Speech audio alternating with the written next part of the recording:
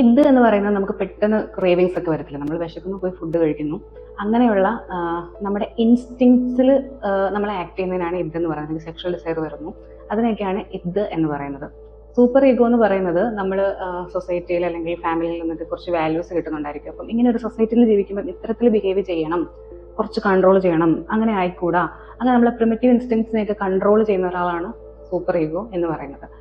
അതേസമയം ഈഗോ എന്ന് പറയുന്നത് ഇതിനെയും സൂപ്പർ ഈഗോയും തമ്മിൽ ബാലൻസ് ചെയ്ത് കൊണ്ടുപോകുന്ന ഒരു മീഡിയേറ്റർ ആണ്. അപ്പോൾ റിയലിസ്റ്റിക് ആയിട്ട് നമുക്ക് എന്ത് ചെയ്യാൻ പറ്റും എന്നാണ് ഈഗോ എപ്പോഴും ചിന്തിച്ച് ഇതിനെ രണ്ടിനെയും ബാലൻസ് ചെയ്ത് കൊണ്ടുപോകുന്നതെന്നാണ് പറയുന്നത്.